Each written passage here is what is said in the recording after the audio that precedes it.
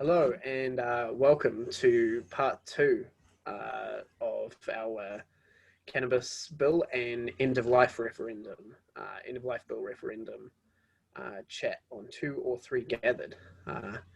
I am your co-host Caleb, and with me is my co-host Jared. In our last part, we spoke on the cannabis bill in the upcoming referendum in New Zealand. I mean, Today, I thought, oh, sorry, I was going to say, and I thought you did a great job. Just saying, just putting that out there. Okay, cool, sweet. Thank you. Today, Jared will be leading our talk on the end of life referendum, and we'll be talking about a few things and how this bill applies to New Zealand law, what's kind of in it, what it means, some possibly different perspectives, and some Christian perspectives to this bill. As we go on, we'll find out more. Stay tuned. Cool. So, Jared, can you tell me in summation, or I guess a quick briefing of what this bill is about, and what it obtains, I guess, attains to achieve, and yeah, just some general basics around this bill.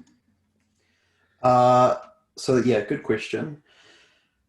To summarize, this end of life choice bill, it's not a new thing. This idea has been kicking around in legislation in New Zealand for probably about 30 years and has kind of come up in different forms. There was if I recall, Death with Dignity Act, which was kind of forwarded by someone named Marion Stratsville in the early 90s. And it's kind of like it's come up in various forms and various discussions politically a number of times over our civil history. But more recently, we have David Seymour, who's the current leader of the ACT Party, who has written a previous version of this bill as early as 2017. It's gone under a few revisions, which I would believe wouldn't be thorough enough, but we'll get onto that. But its current form is the 2019 version of the Act. And this bill is basically proposing both physician-assisted suicide and euthanasia for those who are terminally ill with 6 months to live and fulfill a list of 6 criteria, are eligible for by those 6 criteria to actually use this to claim that right to end their lives. The bill in its current form has actually already been passed by Parliament. It's actually gone through the typical 3 readings, and at this point in time actually is enacted, but subject to some of the politicking that went behind the scenes with this bill as it went through that political process.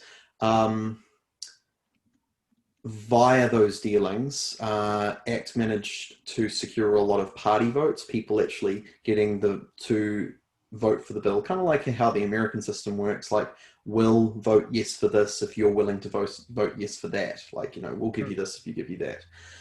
New Zealand First, in particular, in securing their votes, they said, we will give you our votes only if you actually make it subject to binding referendum.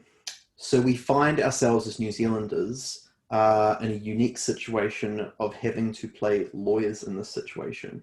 Although the bill is enacted, we are being asked as New Zealanders to actually say, as politicians, are we willing to accept this particular bill to come into being? It's different to the cannabis referendum. Even if that bill were to pass, even with a slim majority, the government is not bound to actually accept that into law.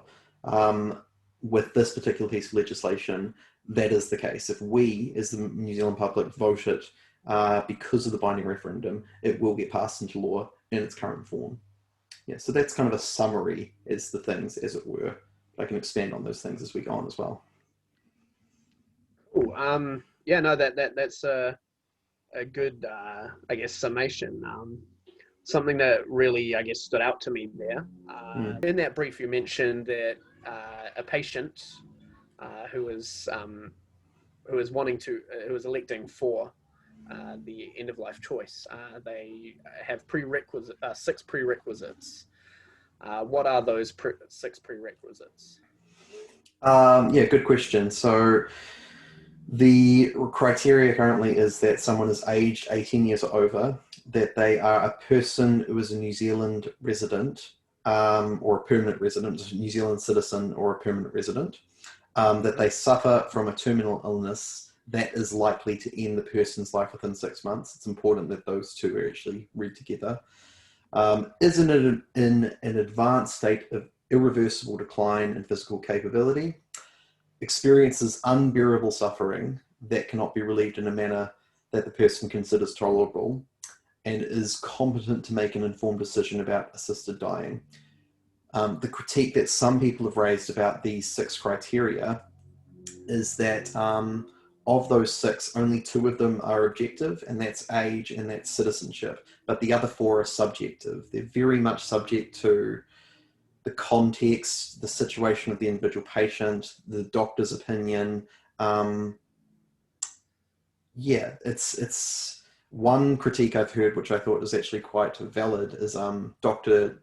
John Fox, who's Anglican curate, who I'll mention a little bit later, is that actually with the psychological question, and especially concerning mental health around a bill like this, he would argue that actually that should be one of the eligibility criteria, that subject to psychological screening, someone should actually be eligible to utilize this right if it is to be enacted, this particular bill. Okay. Yeah, and okay, so you mentioned in the brief that that this bill was written in 2017, and there were two major, I guess, amendments, or two amendments thus far, and it's currently in its 2019 form. What were there any significant changes made in the in these rewritings or amendments or addendums? It's interesting, right? Because I would say in some ways I've actually kind of respected David Seymour's process in how he's politically gone about this. I don't agree with the conclusions he's arrived at, or even all of his various statements made, but it seems at each stage he's tried to present something that follows political process. He stated publicly early forms of the bill were not good enough. That was something you actually told me when he was touring the country in, I believe, 2017, and speaking to different community groups. He was actually saying, yeah, I'm taking it under revisement. I don't think, I think it's pretty good, but I'm certainly open to actually hearing people's opinion on this and actually revising it on the basis of that. He entertained public, communal, and televised debates. He allowed long periods of review for people to read and give submissions. So kind of to that point, he hasn't tried to sneak it in or rush it through Parliament. It's been quite, in the open. I know people have had that critique of previous bills that have gone through Parliament, and even more recently as well. And having passed 3 readings in Parliament, it actually now has been passed, but is not binding as per the expectations of the binding referendum.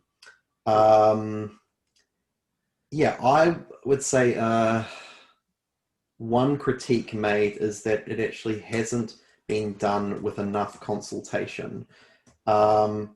Say, such as actually asking Māori and Pacifica, say, such as asking doctors and the various corporate or civil bodies that exist of the medical profession, particularly the palliative care sector.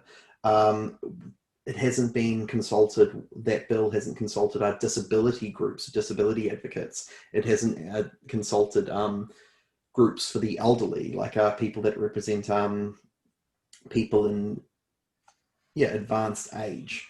So there's that critique kind of generally that actually, while this bill, yes, has been open to the public, from a legislative angle, it hasn't actually said, formally been submitted to these groups to actually say, do you have any revisions, consultation, critique that you would offer? So it kind of looks good, but also I would say that's kind of a glaring fault not to actually consult those bodies that actually arguably would be most affected by such a bill. Yeah, very much. And I look, I'll ask you a little more about that shortly. You also mentioned that basically the people, the New Zealand people are in effect lawyers, and from what I take, you're hinting that they're expected to read this law and understand it on a level that typically lawmakers and I guess reviewers would be understanding it. Is that the case? Yeah, which is, I think, problematic, but I mean, I could be advocate for, say, New Zealand First, who did actually, allowed the binding referendum to be the case. They made it that condition for their party votes being included as to why the bill would be included, why it would be passed, sorry. Maybe they were appealing to the general public to say, if this is going to go through politically, it still has to reach that final check where people in good conscience have to make that decision. Do we agree with this? Do we agree with that? Something I should like to say about this bill as well, and I think this will come across when, perhaps we actually talk about the theological perspective on this as well. Whether people actually agree or disagree with euthanasia, honestly speaking, yes, I'm against euthanasia. I'm against physician-assisted suicide. But it's important that actually we understand what this bill is offering. To put it another way, I'm asking that those people are actually considering that they would vote for this, whether euthanasia is right or wrong, whether physician-assisted suicide is right or wrong. That's not the question to be asking with this particular legislation as the people who are going to vote it in, ourselves included. The question we ought to be asking is, does this bill equitably accomplish what it sets out to do on the behalf of vulnerable New Zealanders, namely end-of-life choice? And is this particular piece of legislation good enough and fit for that purpose in New Zealand? I think that's the question we ought to be asking.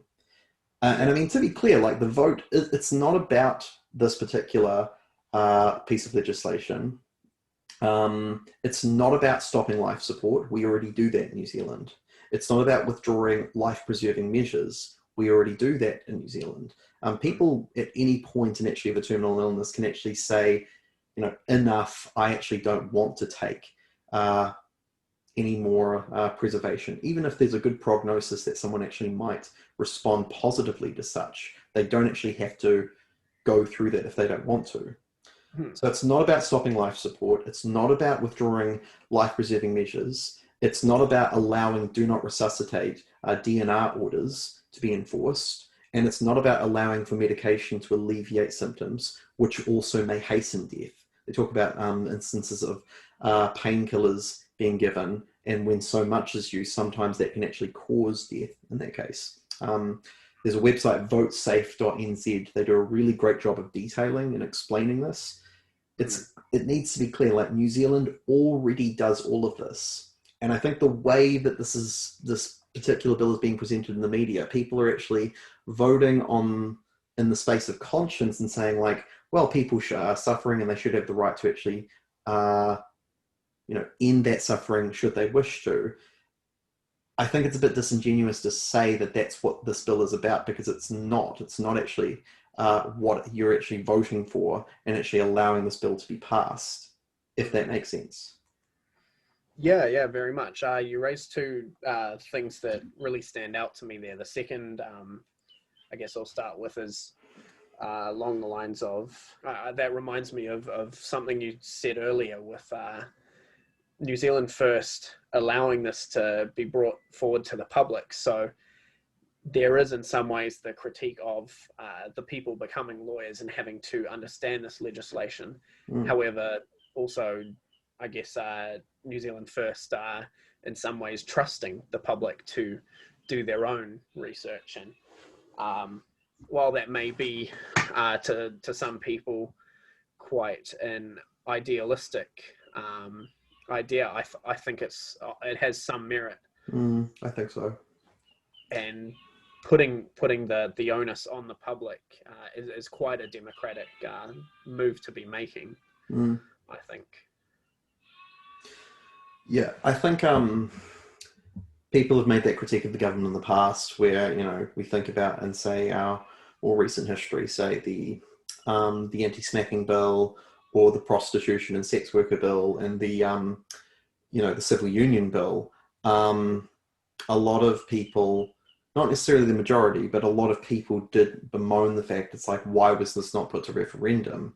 I think in one of those cases, please, lovely viewers and lovely subscribers, please, fact check us in the comments. I'm pretty sure in one of those cases, one of them was subject to referendum, but it wasn't necessarily observed when the actual final choice they made about the bill. But yeah, we have a unique situation as New Zealanders where on the plus side, like, actually, if a majority actually say, well, we don't think this bill for euthanasia and physician-assisted suicide is good enough, then majority votes, even if it's 51%, it's not passed. And then the whole process of the bill would actually have to be rewritten again, would need to be, maybe take 3, 4, 5 years to actually draft something that was put to submission, was put before government, and then actually was put through again. But then on the other side of that, you also have, if this is voted in, as it currently is, there's no process of amendments, there's no process of editing or actually changing anything. This current law in its current form is done. The process of actually doing amendments and being reread has already happened as it moved through Parliament. So it's actually up to us to actually say, well, is this particular version of the law, this particular piece of legislation, is it good enough or isn't it? Because if we do, like you said with the cannabis bill, interestingly enough, there's up to a 3 or 5 year period before actually there's any review. And in that time, we could have wrongful deaths. In that time, we could have it could be subject to abuse. We could have instances where this is actually wrongfully claimed upon, as I'm hoping some of the conversation that we'll go on to have will actually illustrate as well. Yeah. And that's quite an interesting conundrum, considering the fact that this is literally dealing with life and death situations. It is quite similar to the cannabis bill in the way that there are certain things that, while one may be maybe for euthanasia, they may not necessarily be for it in this regard, in the way that this bill sets out. Similarly to how I, for example, am not an advocate of the recreational use of cannabis. However, I will likely be voting yes on this bill. Some people may be pro-euthanasia and may not like everything that's in this bill and may think that there should be stricter measures, or they might have the complete opposite idea and think that they're not pro it, but they're fine with the bill. You also were speaking on these prerequisites earlier, and how two of those, the age restriction and the citizenship status of the applicant for the end of life choice, are the two objective points. Yet the other four are quite beholden to the specific situation. Did you have more to kind of go into detail on that? I think it might be worthwhile to actually talk about some of those parts of the bill that I've been able to notice, and on the back of that actually see where actually some of these things actually, I believe, do fall apart and actually don't make sense. One of the people I actually looked up and researched for this particular conversation, Danielle Van Dalen, said that, who is a policy analyst for the Maxim Institute, she was saying that laws should not be vague and ambiguous. You shouldn't have things that actually are open to interpretation. It should be pretty prescriptive. It should be pretty clear as to what it means. I quite like, I mentioned before, Dr. John Fox, his point about us as the New Zealand public. We ought to read this particular piece of legislation like a $10 lawyer and look for holes. Like we ought to look and actually thinking in terms of like who is the most vulnerable among us in New Zealand and how will this proposed bill actually affect them. Given that, there are some things I think based on the criteria, yes, but also because a lot of what the bill is suggesting comes back to those points of eligibility. I think there are problems with it. If I may just list a couple of them.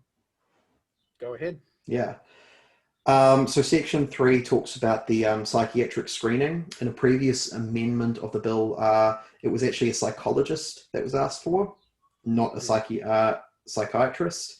And the actual bill's words, actually, it's a psychiatrist who's a medical practitioner whose scope of practice includes psychiatry. So it's like this progressive watering down as the bill has gone through amendments, has meant that the quality of actually assurance is not assured.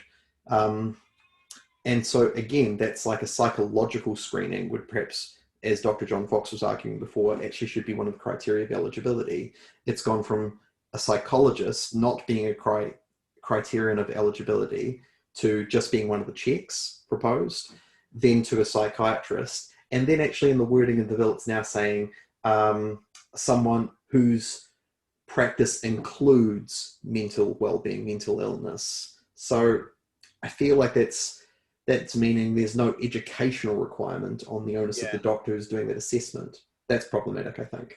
Yeah, I can understand why they would potentially move away from psychiatrists because there are very few licensed psychiatrists in the country, less than 300, I think, around 300, something like that. But then moving from that to something as vague as someone with mental health in their background. I mean, for example, that could potentially be even me, who worked as a corrections officer in the at-risk unit with a lot of mentally unwell people who were dealing with a lot of mental health issues.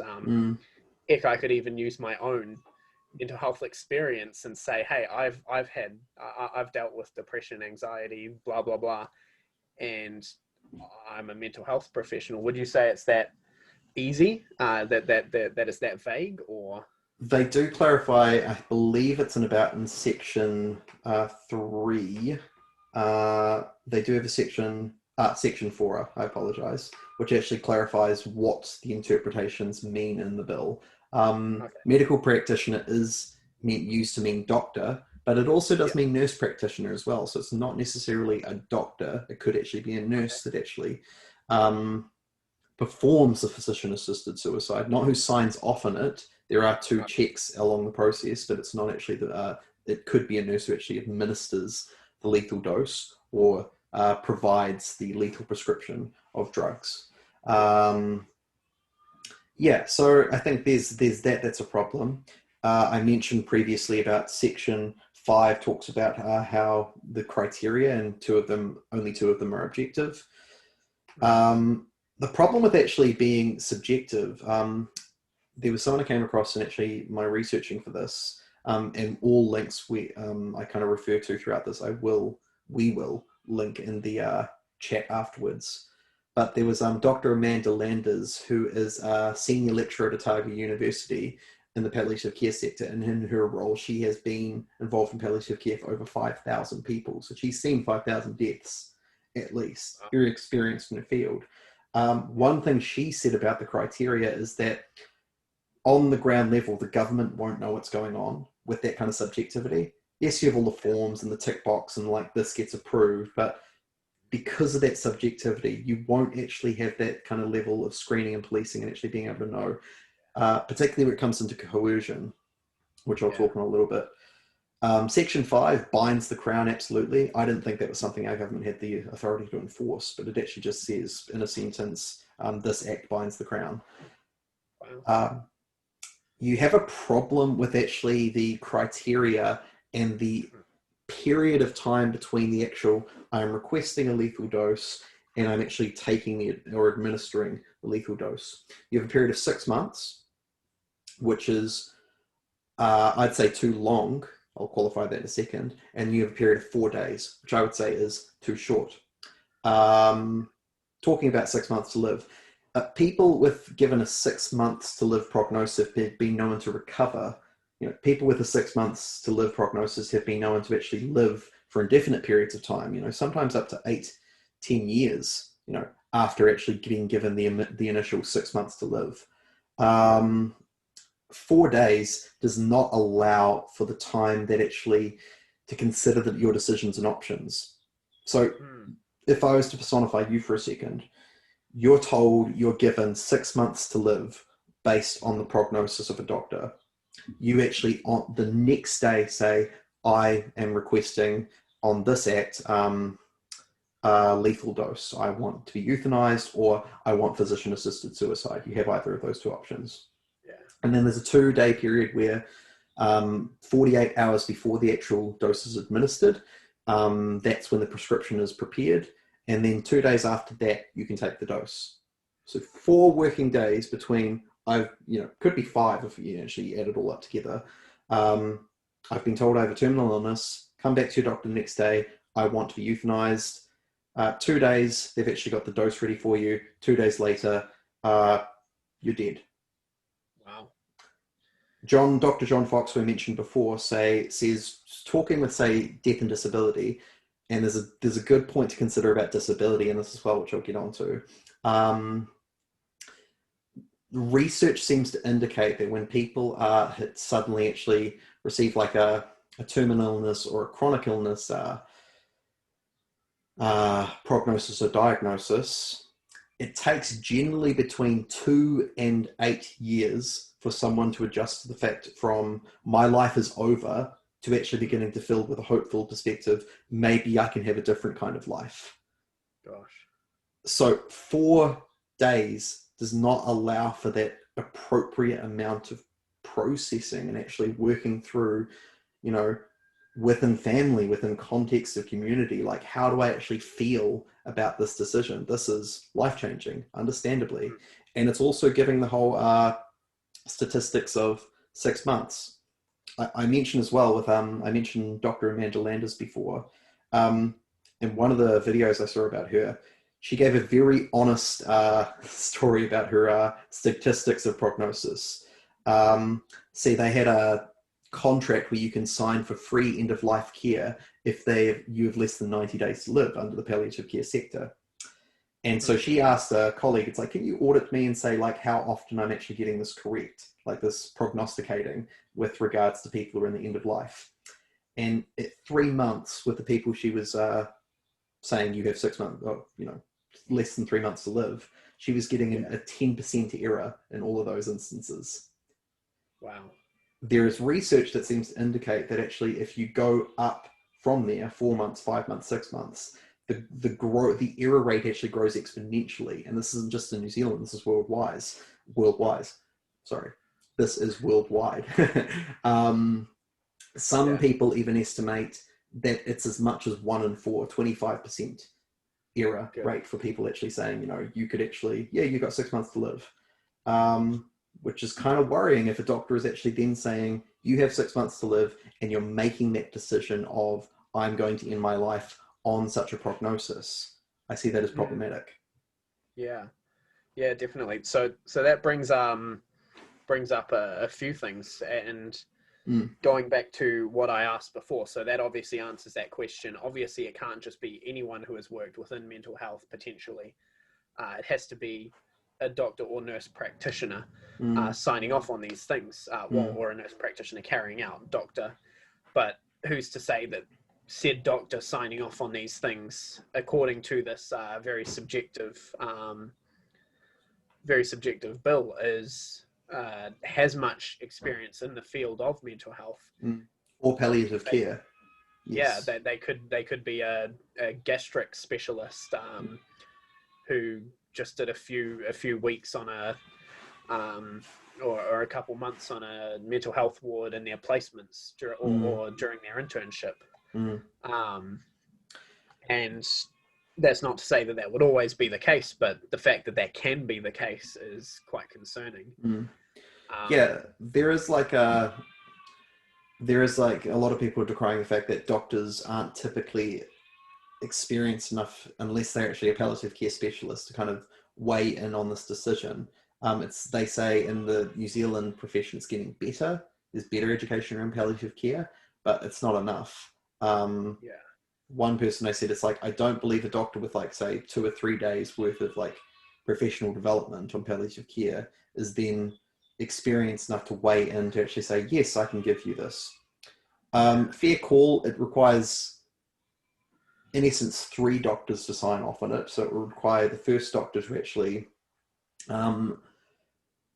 sign off and actually say, yes, I am someone who's been approved by the SCENS group, which is a body of doctors who would actually be formed under this bill. They're doctors who actually say, yes, we are doctors who are willing to actually administer this if people require it.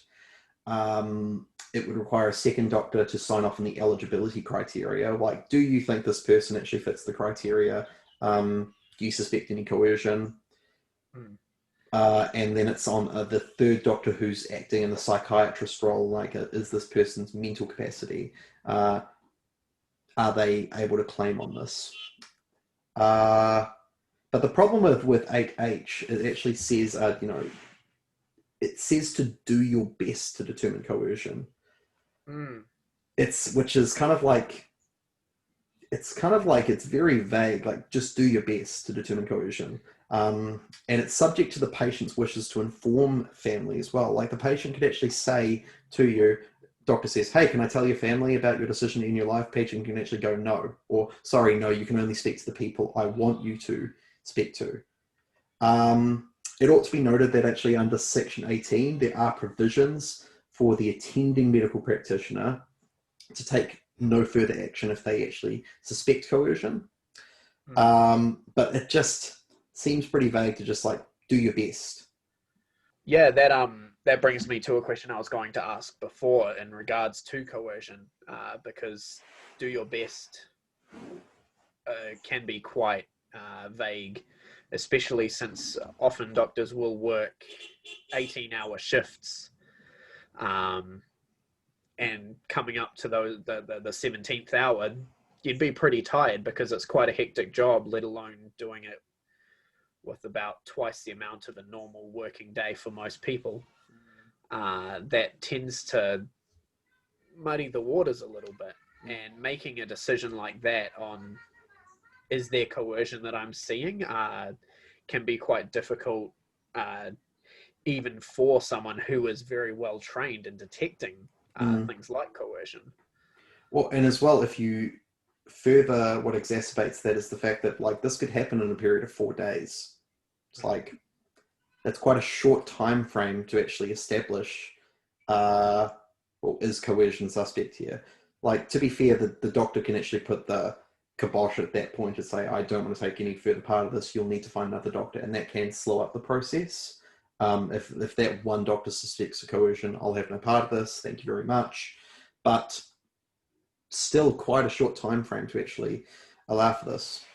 One quote I read from Richard McLeod, who is the spokesperson for Lawyers for Vulnerable New Zealanders, and he speaks for as many as 200 lawyers in New Zealand, is that when the Royal College of General Practitioners told Parliamentary Select Committee that with this test, there are going to be wrongful deaths under this law. With this test, that they would not be able to tell whether people were being pressured or not. And this law in its current form, there are going to be wrongful deaths. Like, like straight from the horse's mouth, doctors who are actually on the front lines, they're saying, if you pass this law in its current form, people are going to be coerced and it's going to be wrongful deaths.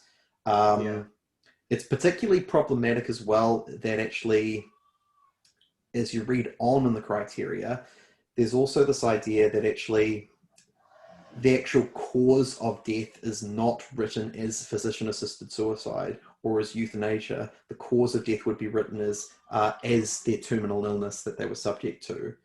And there's actually no criminal liability for anyone who helps cause, facilitate, or assist in the physician-assisted suicide or euthanasia process. So you imagine being a parent actually going like, well, I'm kind of tired of mum, kind of actually sick of having her around and everything.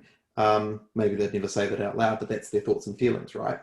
And they trying to convince themselves, well, I think pretty sure mum's actually tired of dying, and maybe mum actually is at a stage where she can't even speak for herself anymore. So they, on behalf of the person actually speaking, saying, yeah, based on the conversations I'm having with mum still needs to indicate it herself, but yeah, we're going to do that. So we're going to aid that, we're going to facilitate that, we're going to pressure that, we're going to orchestrate the situation so it actually eventuates as such. That seems really risky to me. It seems, in a country where we already have quite significant statistics around elder abuse, they say 1 in 5 elderly suffer from loneliness. 1 in 10 New Zealanders in New Zealand suffer elder abuse or systemic elder abuse, and even in rest homes. There are even instances in the media that have actually come up about this. And there's many statistics and cases globally.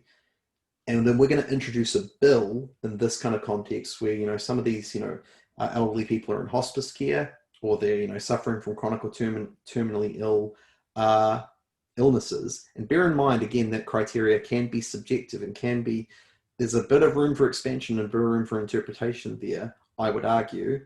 But on the back of that, you're introducing to these elderly who actually could be subject to such abuse, this kind of bill. You can easily see or quickly see why there could actually be wrongful deaths in these kind of scenarios. Yeah, that's a big thing to consider. That is very concerning should this bill come to pass. So you also were talking about the amount of times, or the time spans, and it was really interesting that you raised that they have, in some cases, 4 days to decide, or 4 working days rather, and that's quite a big promise as well, coming from government, when, especially in healthcare, when things take quite some time to get through.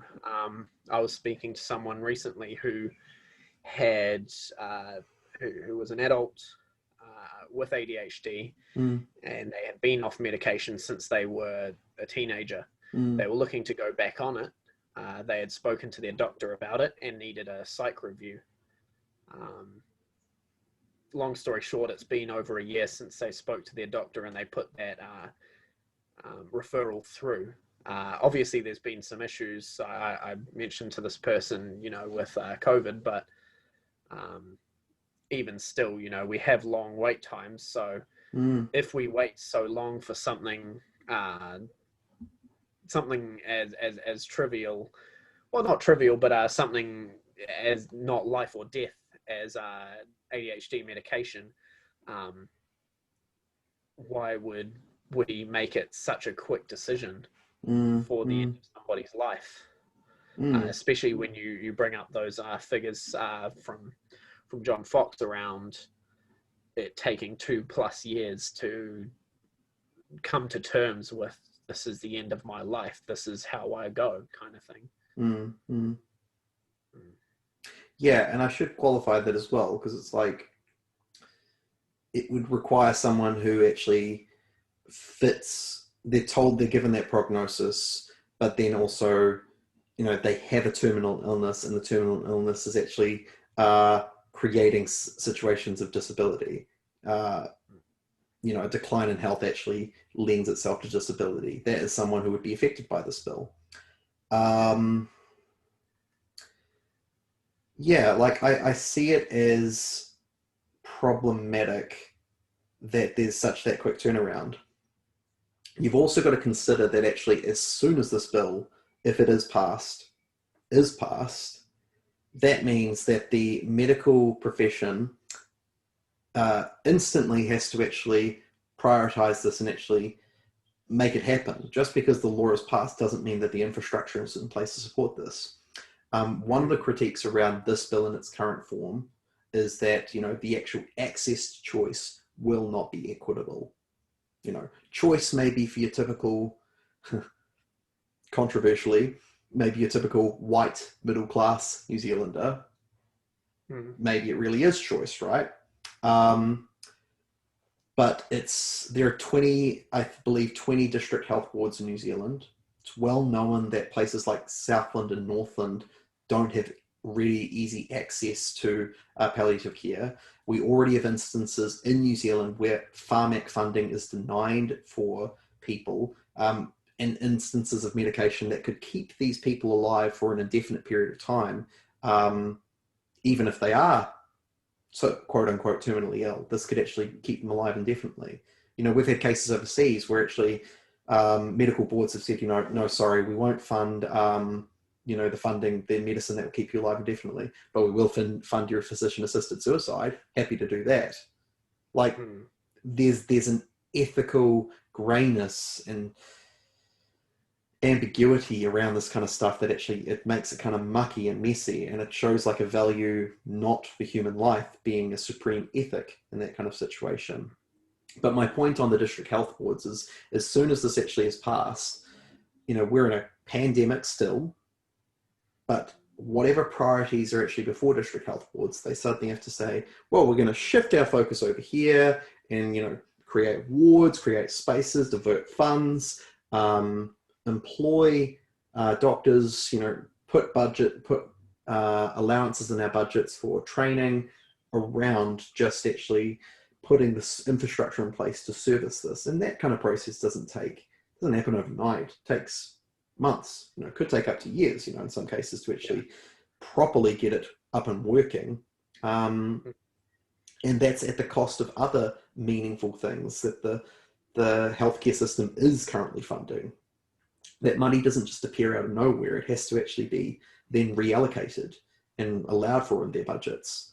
And again, like I said, if you have those areas where actually palliative care particularly isn't accessed easily, that puts undue strain on those areas that are already under strain and stress. Maybe then the more cost-effective option in those sectors is, well, we can just offer euthanasia. Well, we can just offer physician-assisted suicide. That doesn't seem very fair, equitable, or valuing of human life to me.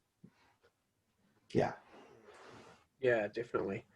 So a lot of what you've said brings up a lot of really, really interesting things to think about in regards to the lack of accountability in regards to patient coercion or identification of that, in regards to the amount of time things might take,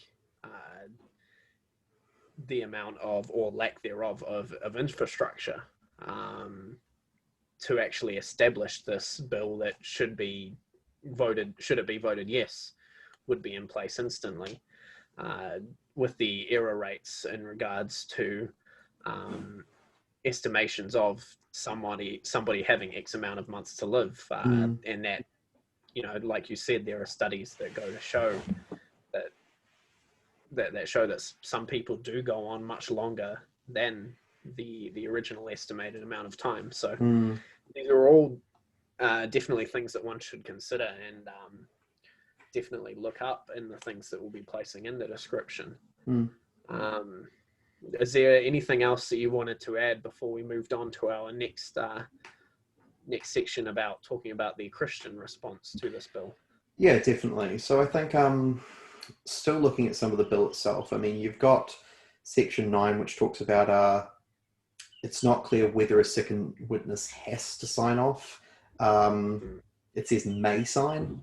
In other countries, they normally, which have actually already allowed bills of this form, state of origin is often mentioned in this conversation around euthanasia. They've only allowed physician-assisted suicide, and I think there's at least one person that is required to sign off. In this instance, in those other countries, we have up to 10 or 20 working days before actually someone can actually then take their life, not 4 waiting days like we have in our instance. But someone may sign is what our proposed legislation says, which means that people do not actually have to claim on that. They could say, well, no, I'm fine to just sign it off myself. It does say it can't be your acting medical practitioner. It does say that actually it can't be someone that would be known to benefit from your death. So that is kind of clear in that regard. But again, it's kind of actually, it's very much prioritizing that supreme ethic of autonomy. It's my body, my choice. So I actually get the say at the end of the day. I mentioned a little bit about what the problems say with Section 12, the idea of the psychiatrist actually being someone who specializes in the diagnosis and treatment of mental illness. I would say that's not thorough enough. Section 15 is what makes it clear that it is physician-assisted suicide and euthanasia that are offered here. But it ought to be said as well, I think our caricatures or our misunderstanding would be it's just one easy pill. If it's, say, physician-assisted suicide, just take it down, glass of water, you'll be dead in an hour. It's probably more like 40 pills. It's probably more like a cocktail. It's actually really hard to medicate to kill someone. We're quite resilient by nature, and the body has a lot of these kind of safety measures to actually counteract a lot of stuff like this.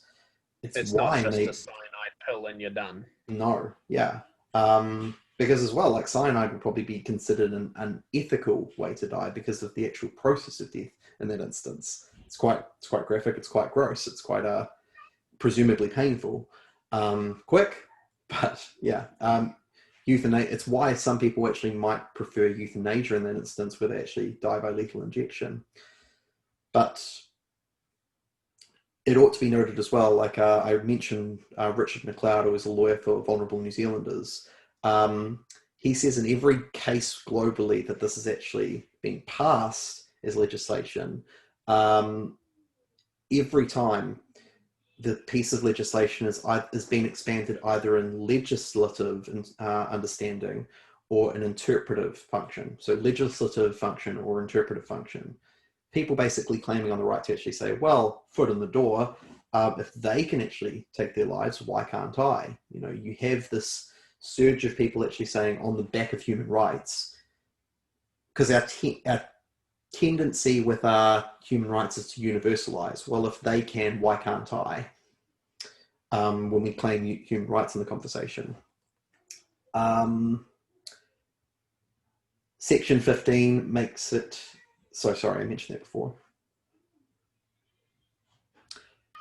I don't necessarily have a problem with the accountability proposed in 19 to 22, except in how it relates to the everythings that I've actually mentioned so far.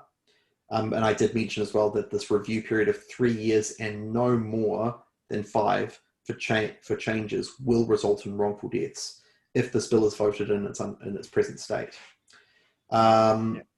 Section 24 also says advanced directives do not apply. Do we understand what advanced directives are in this case? We'll probably pay to explain that, eh? Yeah, go for it. Yeah, so an advanced directive is like saying, kind of like a will, although it is treated differently, and in most cases it actually says you need to actually have it as something separate. It can't be as comprised as a part of your will. Will legally is interpreted as in the event of your death. An advanced directive is more to say, if I get into a state of declining health or, terminal health, I can't, there's no way of actually improving my condition. These are my wishes about how my healthcare should proceed. Maybe you're in a position when you're incapacitated and you actually can't make that decision for yourself. So in other cases around the world, an advanced directive says, this is how I want things to be handled in this situation. And it's not an interpretive document. It's not like I think he means this, or I think she means that. It's like, no, what it says is what I want to happen. Yeah. I would say text section 25, 25A. It's not sufficiently expanded or elaborated enough. It's open to exploitation, given what I said before, that the person is written as having died from terminal illness, and that there are restrictions and punishments for making knowledge of the death public. So like a Facebook post, like, I can't believe they did this to my family member. You get a fine of up to $10,000 for actually making, this was the doctor, this is how they did it, this is what happened. Wow. There's a lot of research indicating the fact that actually this will harm the patient-doctor relationship. There are cases in the States where actually a lot of people who are asked in their condition, like, when they're coming in front of doctors, they're fearful of just doctors are actually just prioritizing, just like, oh, just pop off your clogs, off your pop, see you later.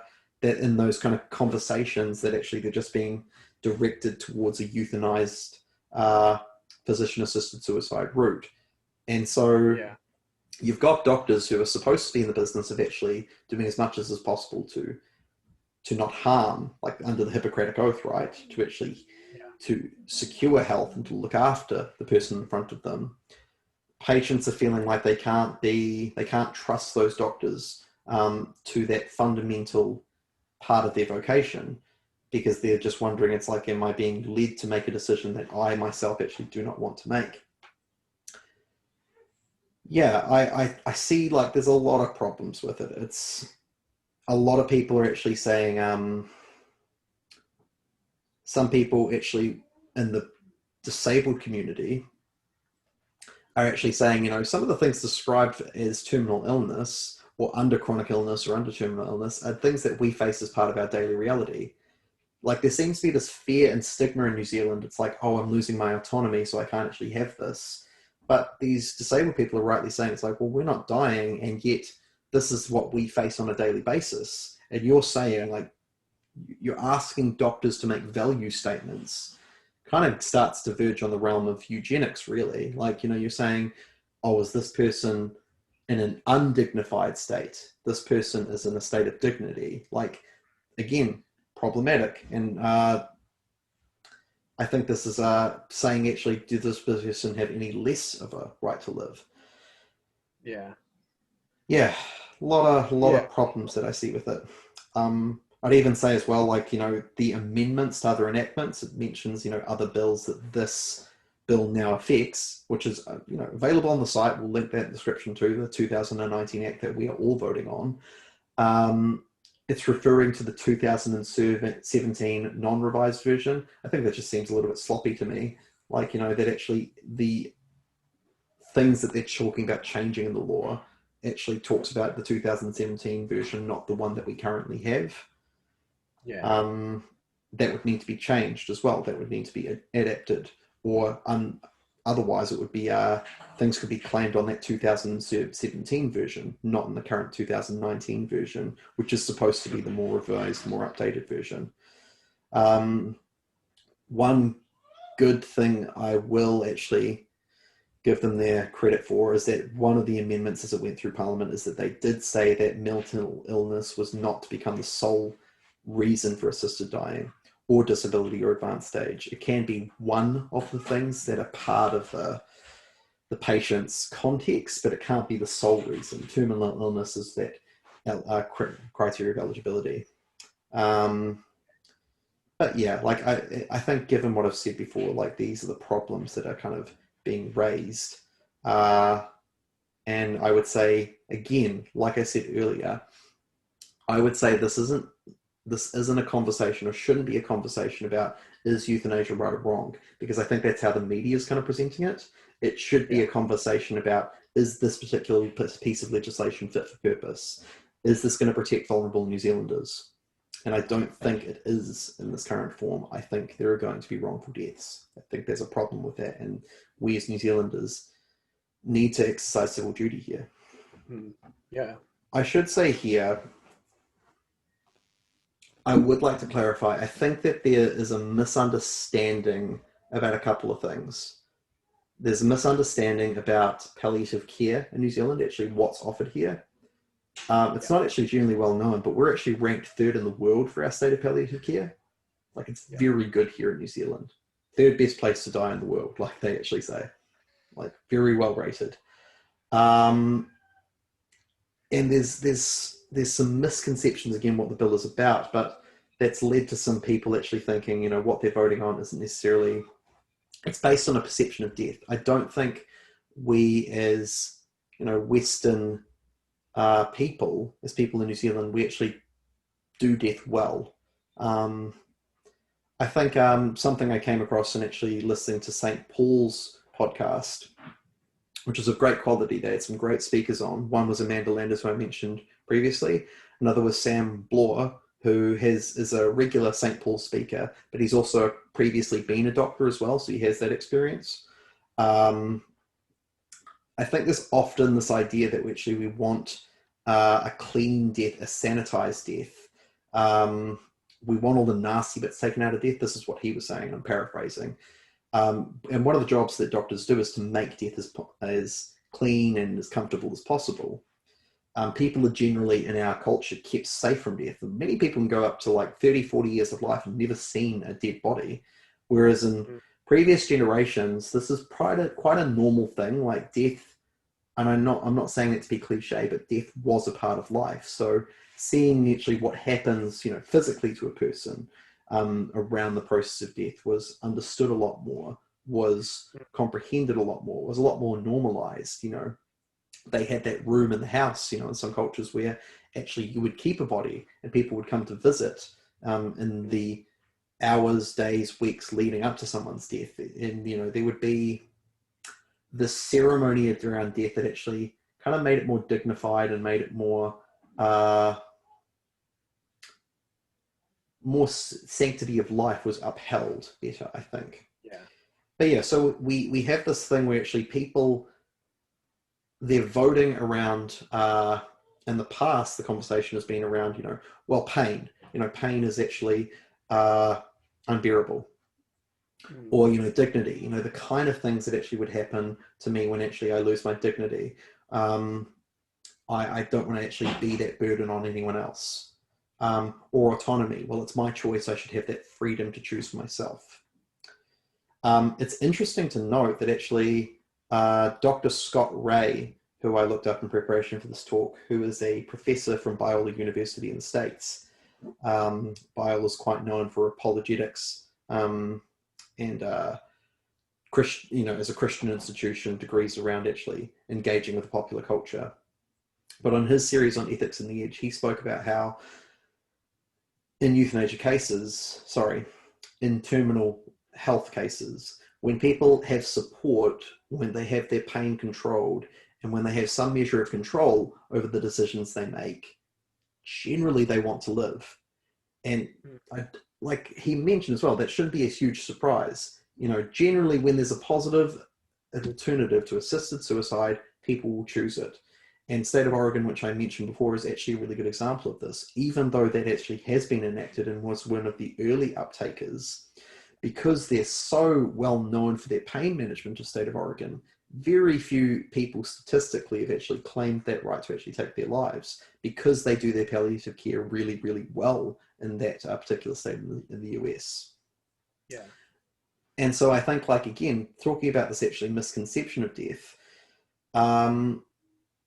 it's not to say bad deaths don't occur, you know, but they are rare.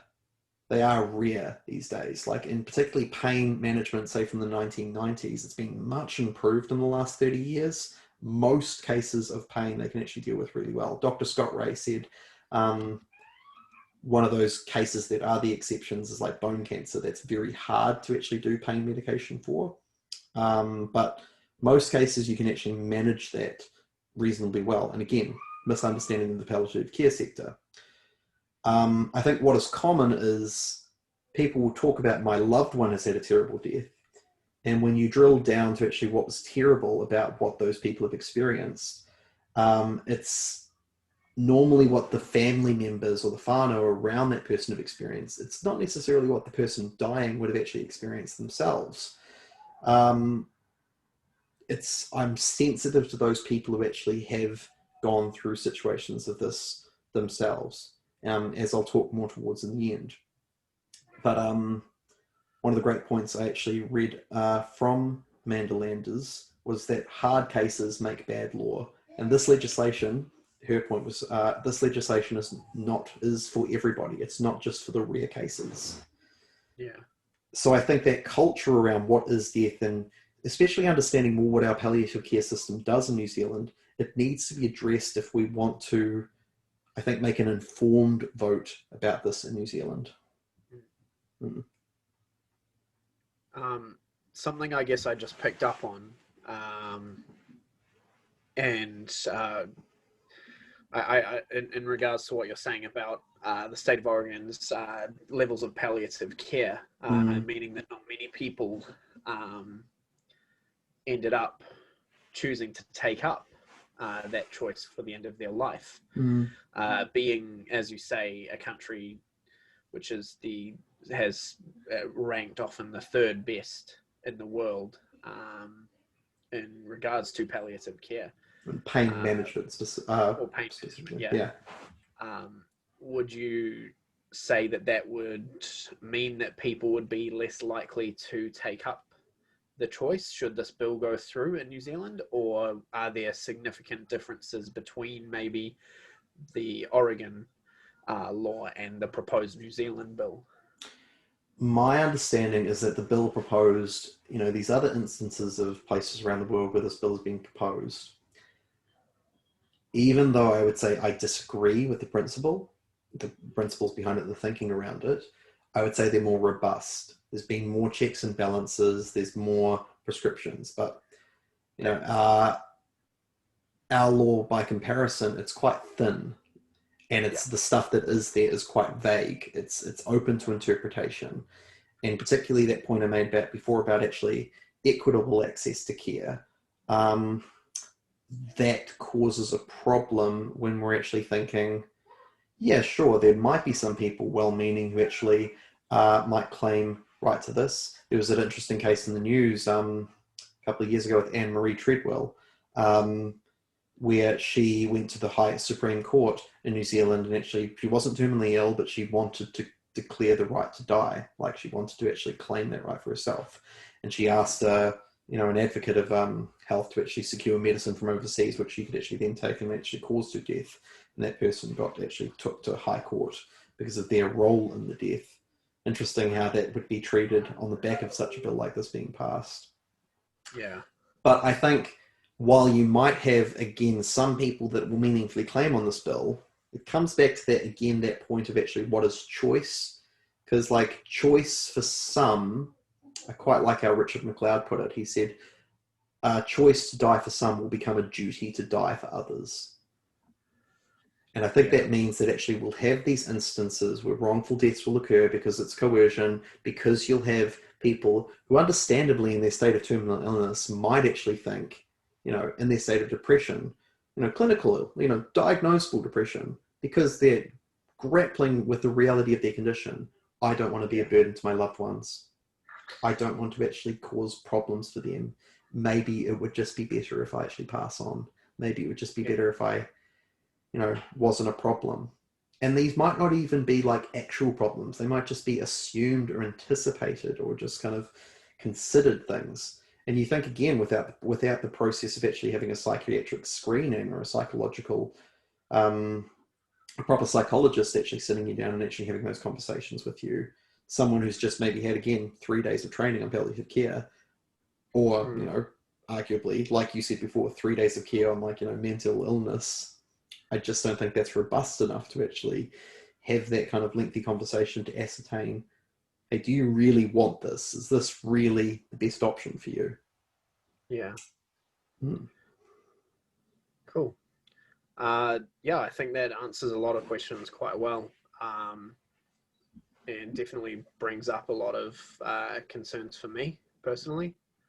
And I would hope so for the viewer, because even like Jared says, that while this isn't a discussion on euthanasia being right or wrong, it's how we approach said topic, and this bill doesn't seem to be all that robust, and there doesn't seem to be a huge amount of professional medical, input, especially from sectors such as palliative care, who would probably be the foremost experts on this kind of matter. Can I say two things on that? Yeah, sure. One, it's been noted that the majority of the palliative care sector in New Zealand is against this bill. So I think that should speak volumes. They're the ones dealing with this on a daily basis. They are saying this bill will not give you what you're actually wanting it to. Then there's also, I shared with you previously, Caleb, there is this thing that's been circulated from about 2017 called the Doctors Say Yes letter, which is basically a letter. It's a short thing, it's a webpage you can visit online, but names of doctors who have signed about a 3-paragraph statement saying, we do not agree that actually this bill in its current form actually ought to be signed. So there are 1,600 doctors that have actually signed this. And I think the St. Paul's podcast on this topic, the person who mentioned the Doctors Say Yes letter made a really good point. It actually, while 1,600 is only 10% of the profession of doctors in New Zealand, doctors are typically quite a reticent bunch. You made the point when I actually said this to you recently, Caleb, that doctors are traditionally in the role of actually not giving their own opinion and preferring what the patient gives. And so for 1,600 doctors in New Zealand to put their hand up and say, no, this bill is not good enough, to make their opinion public, that's kind of like, it's like a riot in the medical profession. That's how they described it in the particular podcasts I saw.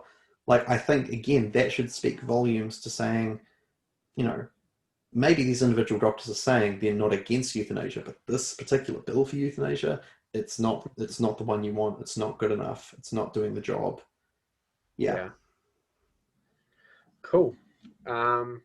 So on to, I guess we would move on to what the Christian response may be to this bill. Can you give me in short, what your findings may have been, or what you've been looking into around this? What's in short what you would say is the general Christian response, or what you perceive to be the Christian response?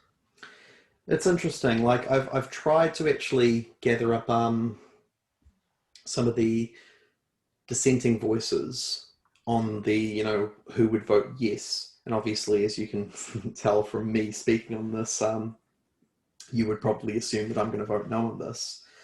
But I'd say that the voices around this, Christian and non-Christian, they seem to be pretty strong on the idea that actually there's a sanctity of life that needs to be considered here. But let me give a bit of context to that. I would say, us as Christians, a response to government ought to be one that is both supportive and subversive. It's this idea of we are salt and light, we are in the world, but not of it. This idea that actually, we belong to a kingdom that actually supersedes earthly kingdoms.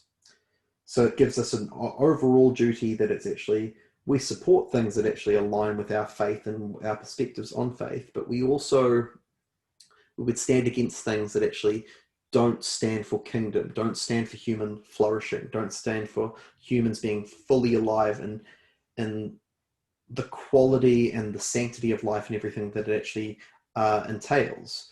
Most people, from a Christian perspective, would be presenting that idea that life is a gift from God. But we ought to understand that when we're Christians and we're making political decisions around stuff, that like a talk I heard a couple of years ago presented by Thinking Matters, and Mark Powell, the former CEO of the Warehouse Group, now speaker in apologetics, he actually said at that particular meeting, we're actually the marginalized group, not just in this context, but throughout history. Christian history is one of the marginal groups.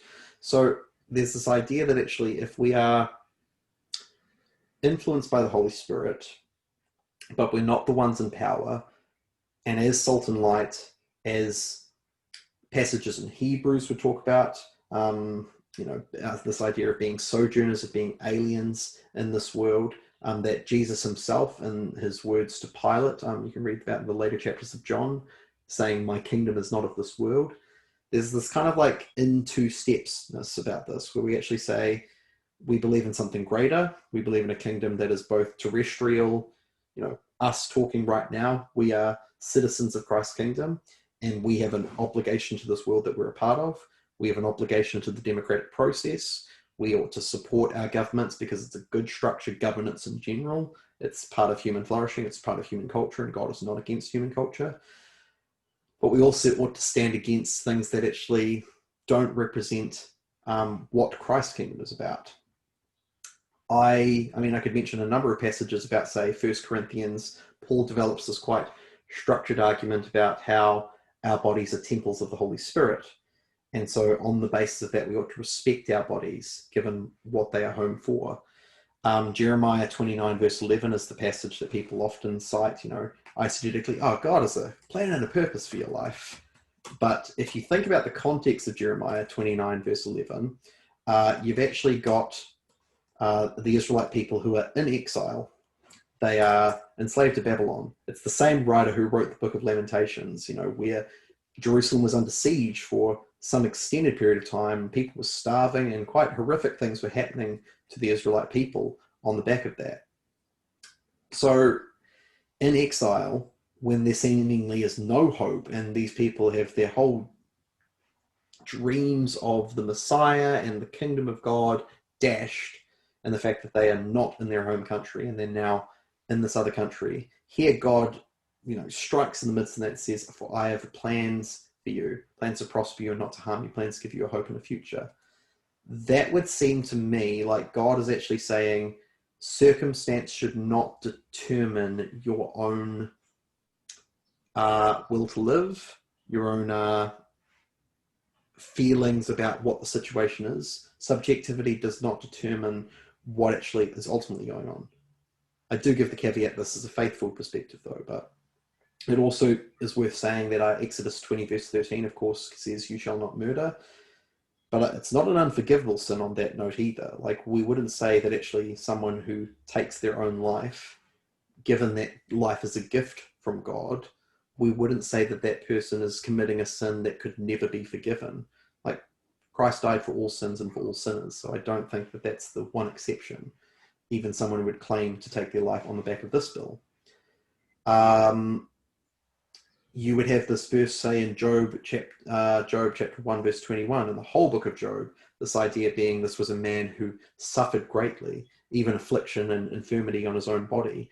You actually have the very emotive moment where Job's wife has actually said to him, giving pastoral counsel to say, "Why are you suffering like this? Just curse God and die." Like, just check out, maybe not unlike people in this situation or in their, in the throes of suffering, they're actually saying, maybe I should just take my own life.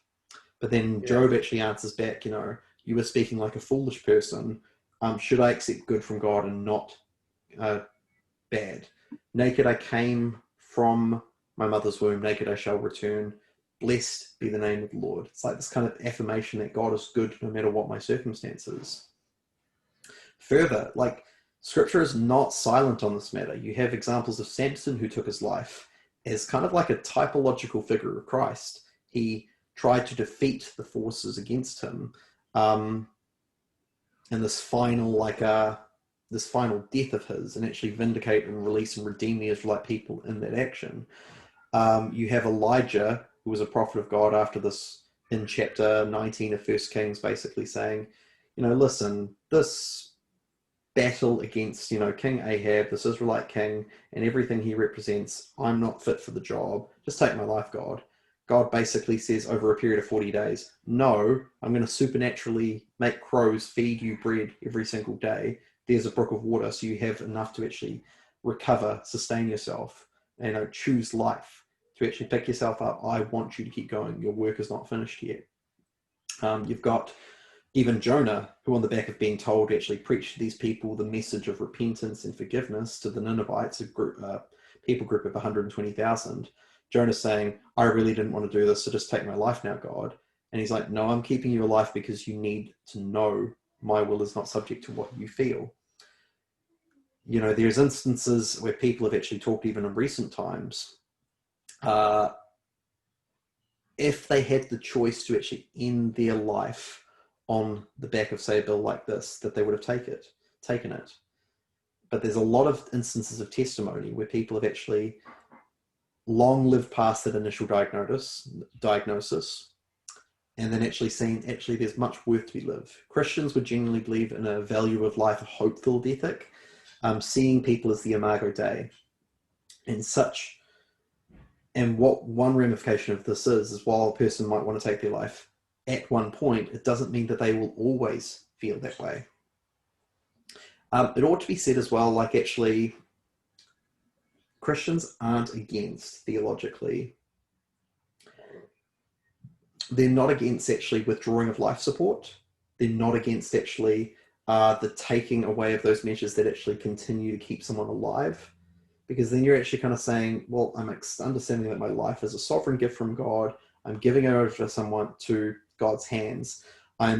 If I succumb to death because of the symptoms of my condition, that's something ethically different from someone euthanizing, or from someone actually taking a pill to actually end their own life. Yeah. There are those instances in Scripture where, you know, you mention Zimri, who was a king of Israel, or Ahithophel. I always get this pronunciation wrong. Ahithophel and Abimelech. They had these instances, even Saul, King Saul and the armor bearer. There are these instances in Scripture where people have taken their own life, but normally not because of a fear of God. It's more of a fear of men, or what will happen to me if this happens. So they're kind of taking their life into their own hands rather than trusting God to the circumstances. And I'd say probably finally on that point is that this is not an impersonal topic for me as well. My own father, who was terminally ill with leukemia, who for the last year of his life, my wife and I took him to our home to actually care for, before he actually did die. I remember when I preached at Shore Vineyard last year, I shared this anecdote about what he said to me once. It's like, I see my cancer as a gift from God. It's like, yeah, well, I disagree with you theologically there, Dad, but you're going to have to unpack with you that one a little bit. And he's coming from more of a reformed conservative point of view. But he qualified his opinion to actually say, we all have to die of something. And if this is my cancer that's given to me, it's kind of like increasing my sufferings in Christ. Just like Christ came into this world and knew infirmity, knew what it was like to be human, knew what it was like to be a human affected by sin in the creation. And that's like aches and pains and sickness and all the stuff that we normally deal with. Jesus knew himself intimately. Dad, dying as a Christian, actually said, you know, Holy Spirit is inside me, experiencing this, enduring this too. Yeah. And on the back of that, actually, this chance to die this way gives me access to a range of people that I never would have had access to otherwise. You know, I'm seeing the chemotherapy nurses that I'm seeing like almost on a weekly basis. And, you know, I'm spending up to 3 hours with them, and we're talking and we're getting to know each other, and we're actually sharing our lives together. And, you know, knowing him, he wasn't ashamed to actually share the gospel and share his reason for hope and his reason for faith. Yeah. I'd be surprised if he didn't. What's that? Knowing him, I'd be surprised if he didn't. Exactly. Yeah. Like, on the back of that, he's sharing with the other cancer patients who are there for the same reason as he is. He's sharing his own story. And I think for him, it's like, you know, when we actually approach this end of life stuff, the Christian perspective actually might be needing to say, while we respect the sanctity of life, we also ought to be preparing ourselves for crossing into that threshold of eternity, while still respecting that God is in the sovereignty of when we breathe and when we die. I mean, the fact that our hearts are beating in our chest right now is a product of God's grace. Each moment, each moment, each moment. On the back of that, we're also saying, you know, if I'm going to die, that's not the end. In fact, we could argue that's the beginning. Our hopeful perspective actually says we're entering into something beyond this, greater than this, grander than this. And so we ought to be in the business of preparing people around that. palliative care can be about that. Christians assuming the challenge of how to do death with dignity and how to do ministry of presence with people dying well can do that.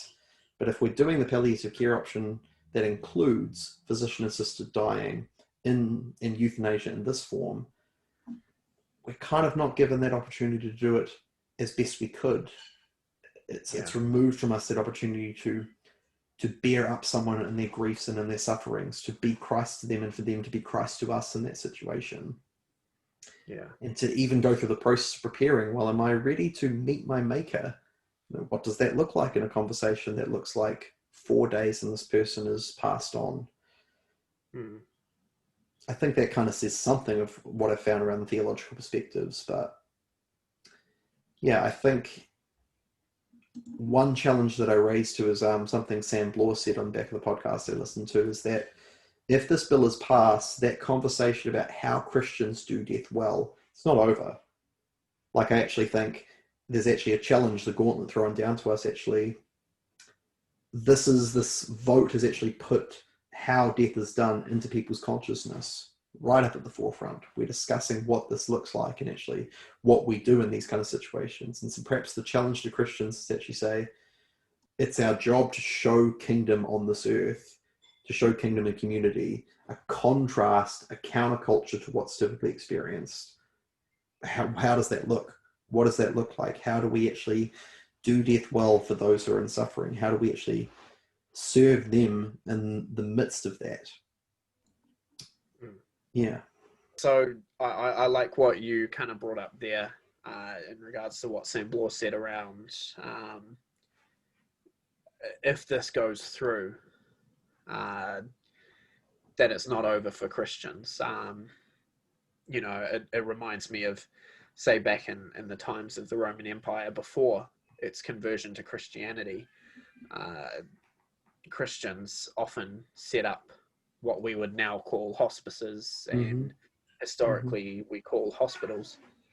When there were no laws around this kind of thing, there were no laws around healthcare really.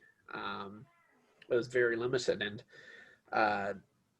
were something like euthanasia available to a person, I don't have much trouble believing that Roman physicians would have been okay to carry out with that, should there be some denarii in it for them. I believe euthanasia itself is actually a Greek term as well. Yeah. So I can see that there's a historical Christian response to this, and like Sam Bloor said, it's not over. We need to look at how death is done, not just on a cultural taboo way, not just in terms of icky dead bodies, but also in regards to and I don't mean that in a way of belittling anyone that does see a dead body as unclean. No. But more in regards to how do we approach the subject of death, and how do we treat people who are dying? How do we treat the surrounding friends and whānau of those who are passing? And yeah, I really like that. But I guess one thing I wanted to raise was obviously not all of our viewers, or at least we hope not all of our viewers will be Christian. Because we want to entertain conversation with not just Christians but also non-Christians as well. That's what you're saying there, yeah. Exactly. And so one thing I would ask is, not everyone shares the Christian worldview that we have, and also and that follows that not everyone necessarily may be against euthanasia or assisted suicide.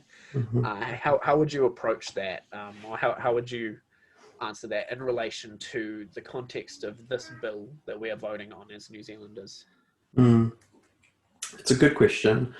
I would say, myself as a Christian, I probably have more libertarian convictions that actually, people should be able to have not free will, but as William P. Young in The Shack would call it, constrained will. Because I don't think anyone has absolute free will to do absolutely whatever they want, right? But I would say with a Christian with libertarian convictions and an understanding of people's constrained will, people should have the freedom to choose what they want, not necessarily free from consequences, but should have that freedom to choose what they want. Because I think, like, we have a God who oversees everything, and it is in his sovereignty actually says, you know, you have freedom to do righteousness, you have freedom to do wickedness. Choose the gospel as a better way of living. You know, like Sam Bloor also made kind of the theological comments that around autonomy, going right back to the Garden of Eden, that actually autonomy was never a power that we were supposed to bear. It's almost like it's too powerful that it actually corrupts entirely. Yeah. That we were designed to be in connection and relationship with God. And so the process of defining good and evil for ourselves was always supposed to be a conversation with God, was always supposed to be in relationship. We're growing in understanding, we're growing in wisdom to actually discern right and wrong for ourselves. But coming back to what you're saying, you would actually say, well, as Christians, we live in a pluralist world.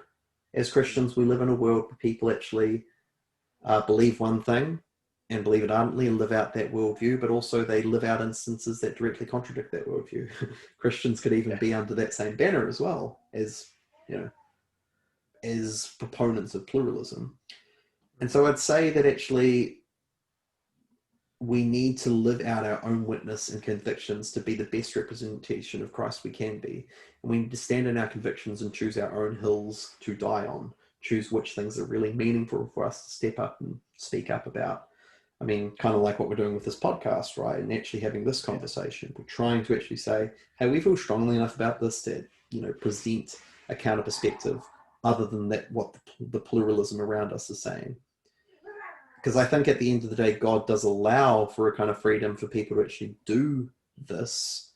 Doesn't mean freedom from consequence. And I worry about a society that actually chooses to enact a law like this themselves, what kind of foothold it actually allows for. Because God doesn't give us freedom from the consequences of our sin. We see that throughout Christian history, and we see that throughout biblical history as well. That actually, if such a law was like this was to be passed, I don't think it'll be a long time before we actually, like I said before, see other people trying to claim on this right, actually trying to argue, should we not also have right to this law? People with terminal illness.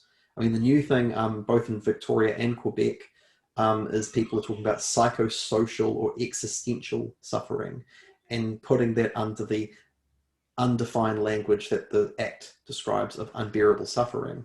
You know, they're actually saying, well, my existential suffering is so unbearable that, like, I might as well just take my life and I should be able to claim it on that basis.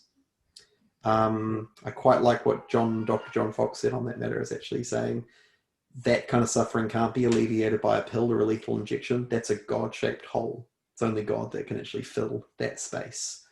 Yeah, and I think, like, but again, like, even if, like, we do live in this pluralist society and we have to allow for freedom and we have to allow for difference of opinion, even theologically, paradoxically, I'd still exercise my Christian right to actually say no, exercise my democratic right to say no.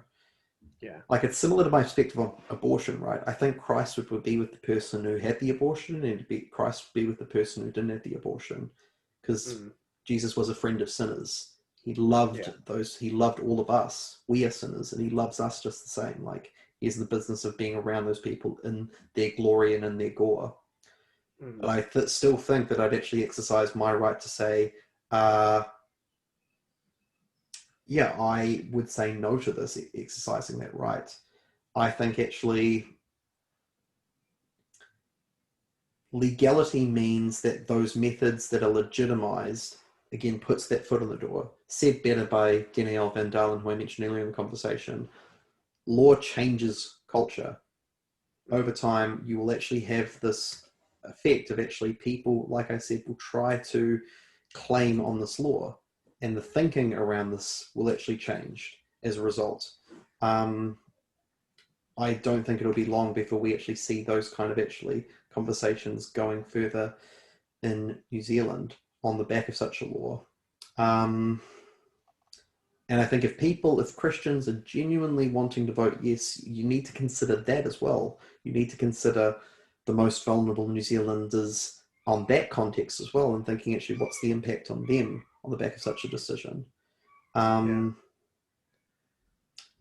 Say problematic, but on that basis too. Cool.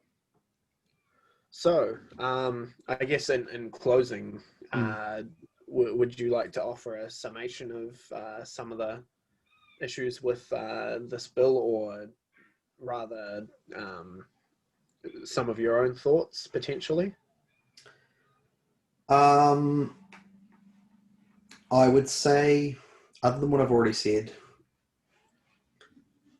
if you're a Christian, if you're a non-Christian, whoever you might be, whatever you might believe, I would ask you that in voting on this bill that you give consideration to who are the people who are most likely to be disenfranchised by such a bill, to not have equitable access to choice, who could suffer under such legislation. Does my choice to vote yes or no on this bill reflect their situation? Biblically, we are asked as Christians to consider the widows and the orphans in our care and our consideration of them as basically systemically and politically and civilly the most vulnerable in our society. It could be, translated or transliterated into our context that the most vulnerable in this situation are our terminally ill people, our disabled, our elderly. They are the ones who are going to be considered in this bill. They are the ones who are going to be affected in this bill. And we need to actually consider, with our vote, does that represent their needs? Does it represent their lives? Does it represent value for them? I think, for Christians, this could be a really watershed moment about actually, on the back of this, how now we will respond to death and the dying in our community. What can we do to actually look at this? I would echo again that actually the lawyers for vulnerable New Zealanders, as lawyers, and looking as this as a piece of legislation, have said that it's the most dangerous piece of legislation that they had ever seen before us.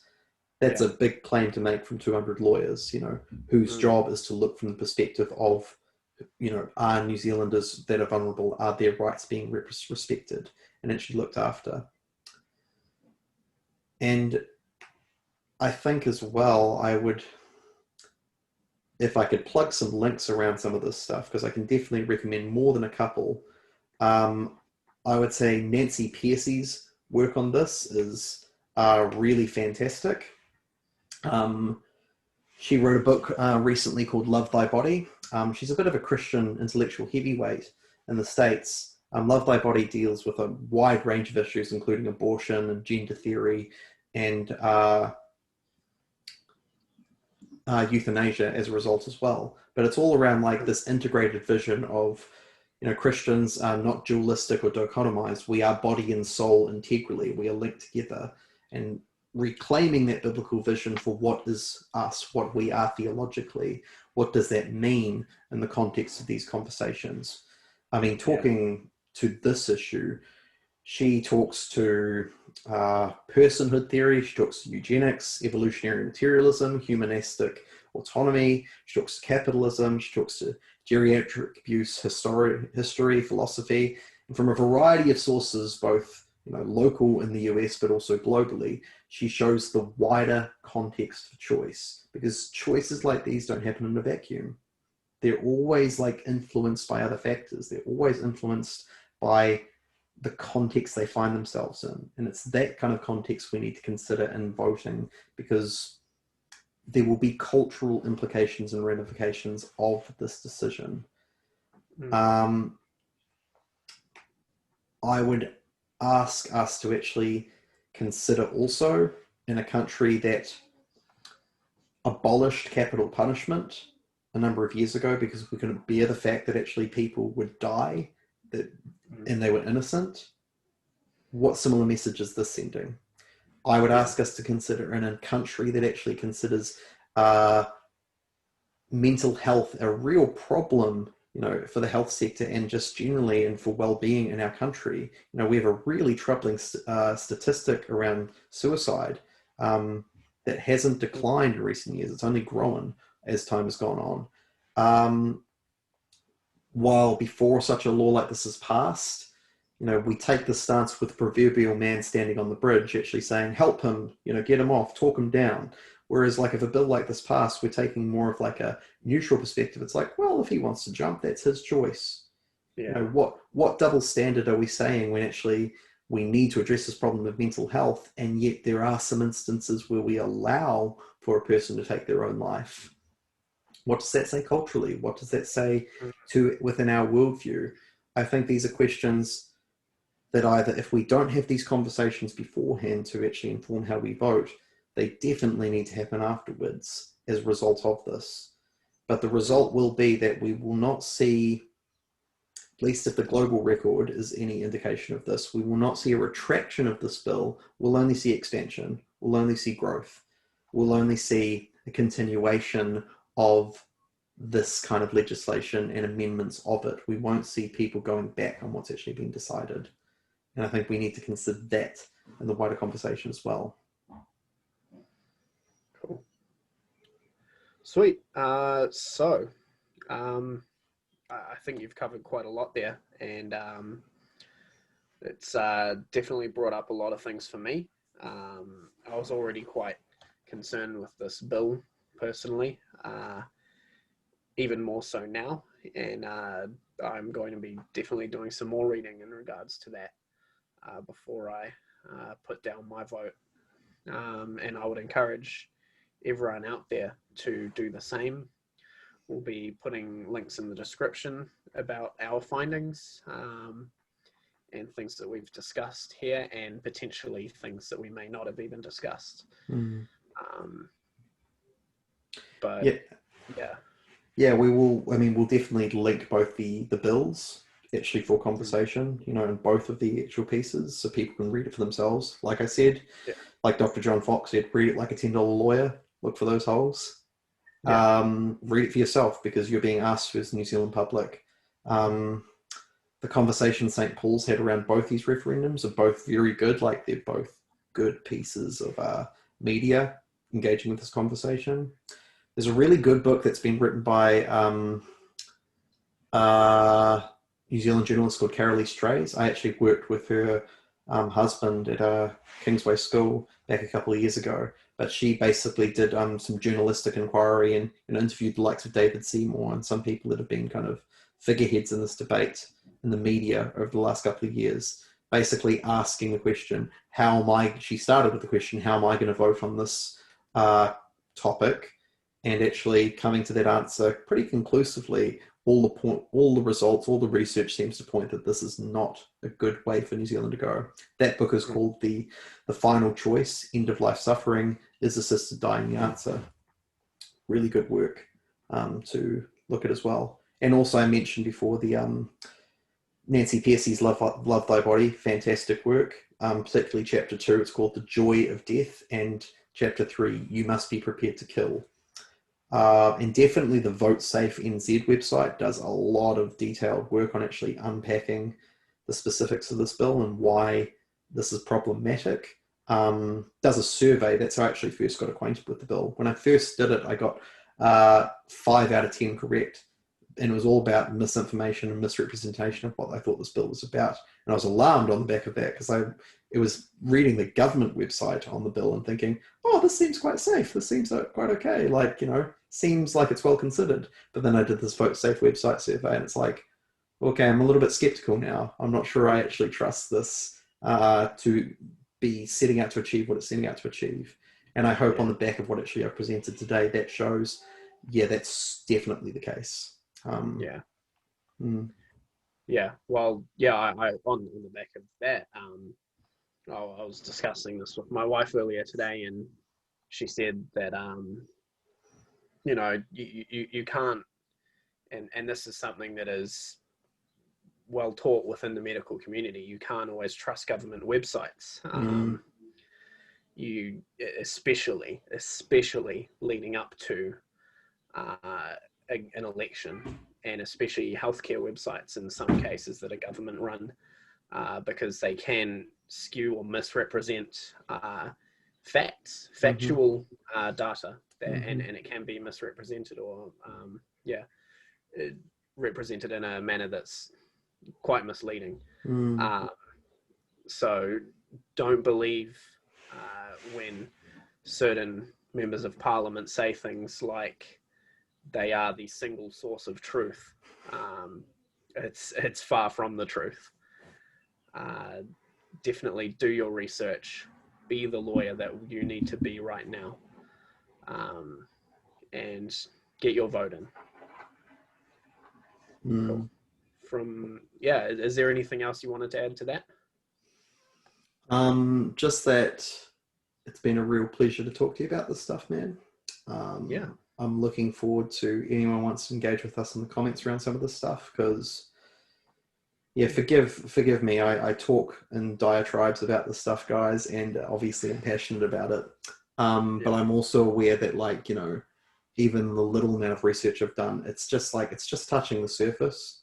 But there is there's a really expansive conversation on this topic going on online.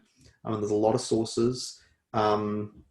Use our links as a bit of a leapfrog into this, because, like, you know, don't take our word for it. There's a lot of information out there talking about, you know, yes, perhaps this is a good thing, but the majority of voices are saying it's not a good thing. It's a bad thing. Even instances of people who have actually endorsed it initially and then changed their minds later about why this is not a good thing. That's been really interesting to read some of the conversations and some of the anecdotal information around that too. But be educated, guys. We're being asked to be lawyers in this situation, so make that best vote with your conscience, and make sure that you are happy at the end of the day that this represents the best for New Zealand, and that actually gives people the best chance and the best opportunity at that sanctity of life that we do value, that we are showing people that we care and we value them in how we vote. Cool. Sweet. So from us, Jared Grant and Caleb Zwadek at 2 or 3 Gathered, we say thank you for getting this far. Subscribe. If you're on YouTube, give us a like. Please comment. See you next time. Or reach out to us. Pretty simple. Just 2 or 3 Gathered at gmail.com. We should respond pretty readily. Cool. Sweet. Thank you. God bless, guys.